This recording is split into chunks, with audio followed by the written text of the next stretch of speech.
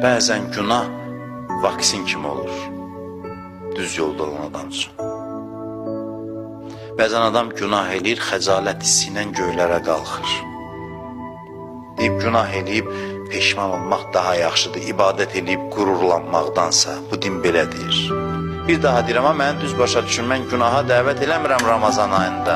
Deyirəm ki, adam düz yolda olsa, günah da axırda onu səbəb olar dolayı yolla ki, o inkişaf eləsin. Çünki günah üzərində dayanar, peşman olar, istiğfar eləyər, o hal yaranar, inkişafa gedər.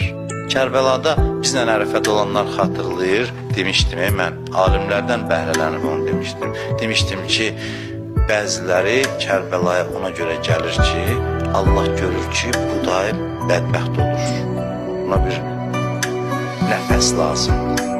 Nəfəs lazımdır, digər gidiz aparaq bunu Kərbəlaya, nəfəs lazımdır. Bax, bu düz yolda daxı günahını bir cür eləyir Allah ki, hənsinləsin. Düz yolda düşün.